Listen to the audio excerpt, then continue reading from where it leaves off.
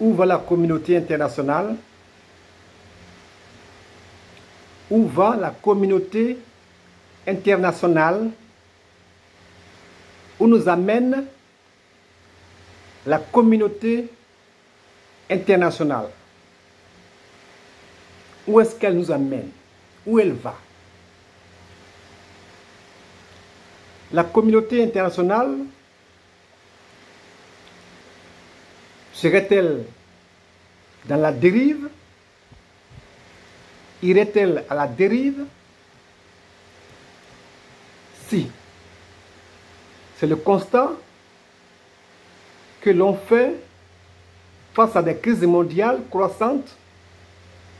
Je pense à Ukraine, Russie, Moyen-Orient, où Israël et ses voisins s'étirent dessus, la formation de l'Alliance des États du Sahel, où 3 pays de l'Afrique de l'Ouest ont foutu leur camp de la CEDEAO. Je pense à l'emprisonnement cadeau des leaders comme le président Laurent Gbagbo et le ministre Charles Blé Goudé, sans savoir après comment réparer ce tort, etc. Et là, je veux dire, une incapacité à agir de manière unifiée et efficace. Les intérêts divergents des grandes puissances, la préservation des privilèges des membres permanents du Conseil de sécurité des Nations Unies et l'ingérence dans les affaires internes des pays compliquent la coopération mondiale. Les initiatives unilatérales et les tensions géopolitiques exacerbent la méfiance entre les nations, ce qui rend l'action concertée, l'action collective, difficile.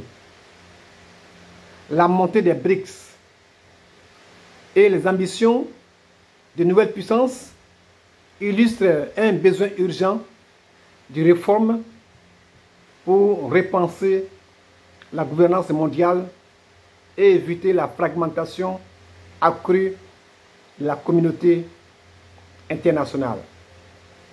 Voilà le décor. Chers amis, bonjour. Germain Sewe. La communauté internationale désigne l'ensemble des pays du monde unis par des institutions comme l'Organisation des Nations Unies, l'ONU, le Fonds monétaire international, FMI, la Banque mondiale ou encore l'Organisation du traité de l'Atlantique Nord, l'OTAN. On peut l'appeler également la société mondiale, le monde diplomatique, les acteurs internationaux, l'ordre international ou encore l'arène mondiale. Chers amis, son but est de promouvoir la paix, de promouvoir la sécurité, de promouvoir le développement économique et les droits de l'homme. C'est cela, son but sur papier. Mais cette notion reste floue. Cette notion reste floue parce que elle ne repose sur aucun cadre juridique précis, ce qui la rend sujette à diverses interprétations, ce qui la prête à plusieurs lectures, ce qui en permet une compréhension variée, ce qui ouvre la porte, la voie à des interprétations multiples, ce qui la rend, je veux dire, ambiguë, ce qui favorise des perceptions diverses, ce qui conduit à des analyses différentes, ce qui, je veux dire, laisse place à plusieurs explications donc à un flou artistique. À un flou artistique. Chers amis, comment est né et quels sont les rôles de la communauté internationale? La communauté internationale, elle est née comment et quels sont ses rôles? La communauté internationale a émergé après la Seconde Guerre mondiale avec la création des Nations Unies en 1945. L'objectif était d'éviter de nouvelles guerres mondiales en favorisant le dialogue, en favorisant la coopération entre les nations. Depuis, elle joue un rôle clé dans la résolution des conflits, dans l'aide humanitaire et dans la lutte contre le changement climatique. Cependant, son action reste souvent critiquée pour son efficacité limitée ou pour des motivations politiques, pour des motivations scandaleusement politiques. Chers amis, ce qui conduit nécessairement à des abus et des critiques. Ce qui conduit obligatoirement à des abus et des critiques. L'un des reproches majeurs adressés, je vais dire, à la communauté internationale concerne son ingérence dans les affaires internes des pays souverains.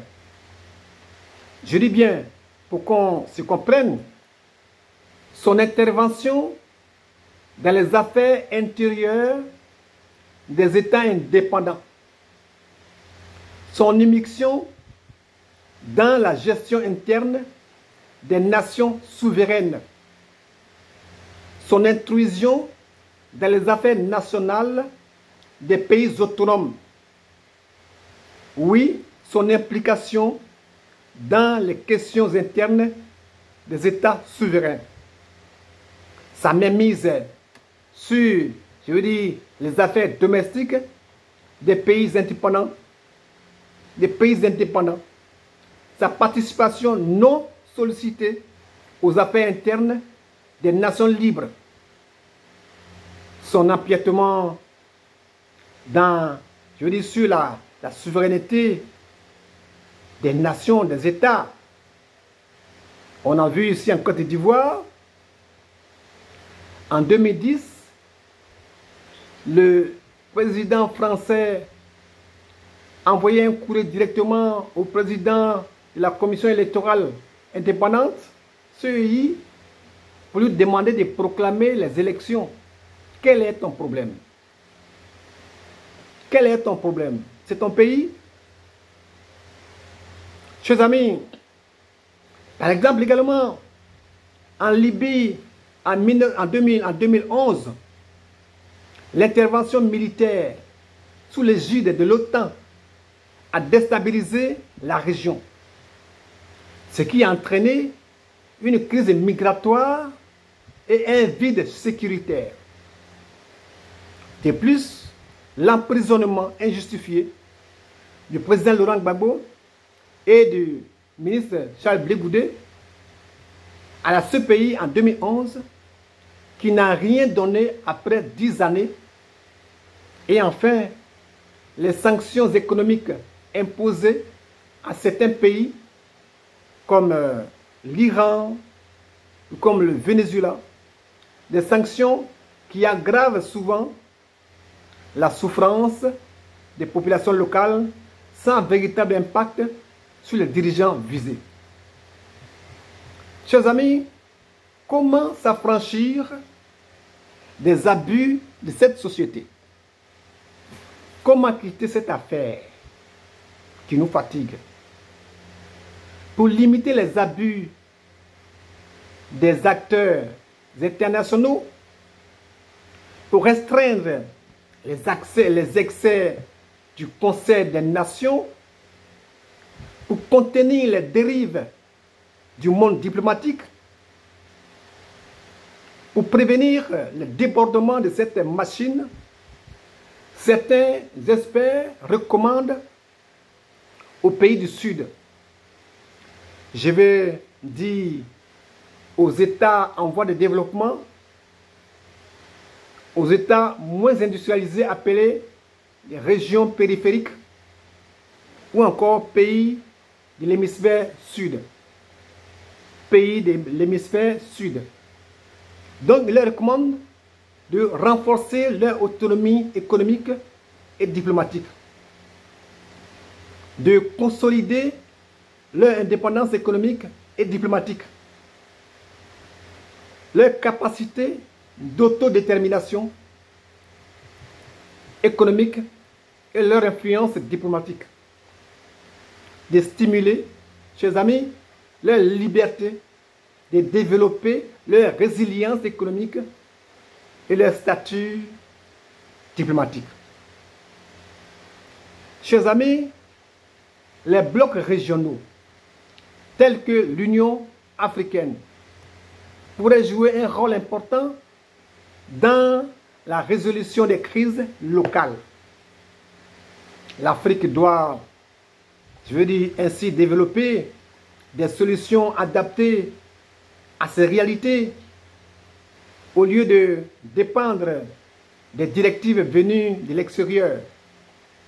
L'Afrique doit concevoir des solutions en phase avec ses spécificités plutôt que de s'appuyer sur des orientations externes.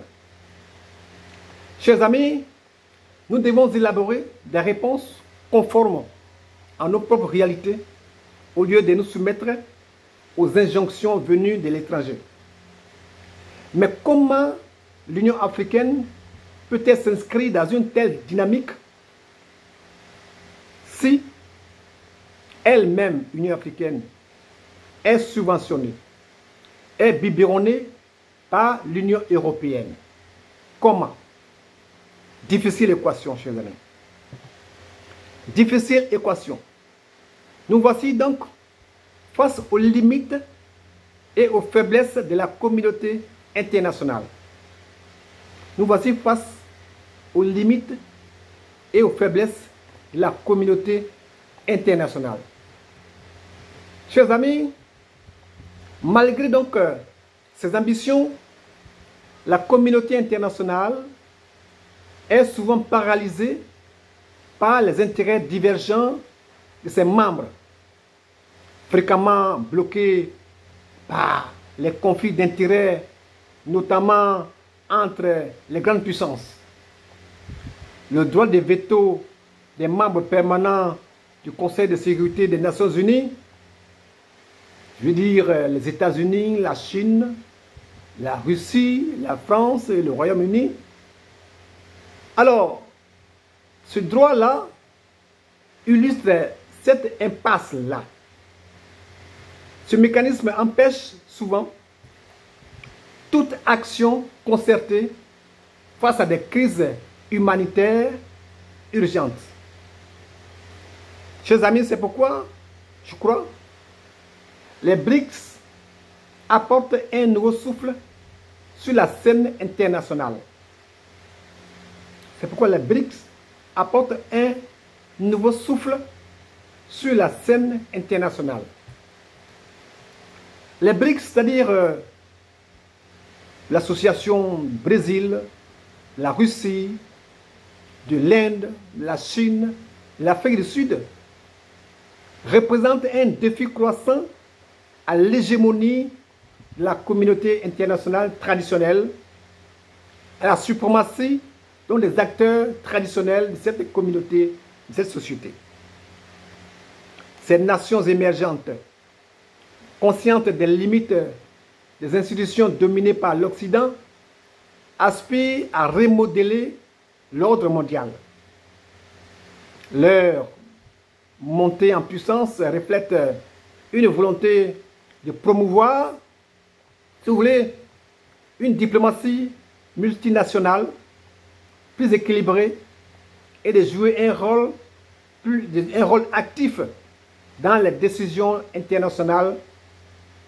Ils ambitionnent de participer activement aux choix internationaux, de peser de tout leur poids sur les décisions globales en s'impliquant davantage dans les affaires mondiales.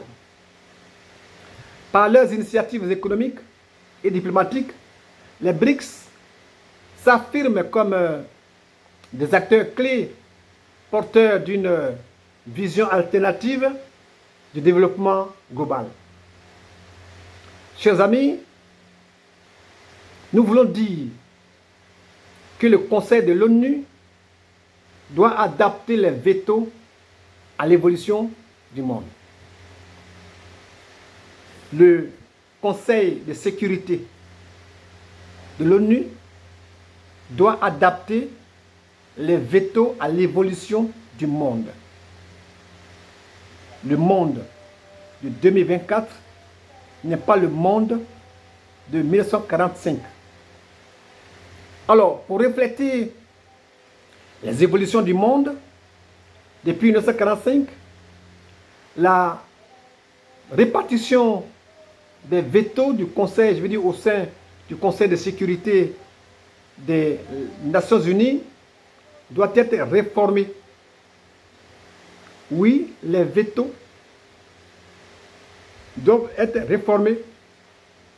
Il serait judicieux d'élargir le nombre de membres permanents pour inclure des puissances émergentes comme l'Inde, comme le Brésil et des représentants de l'Afrique et du Moyen-Orient.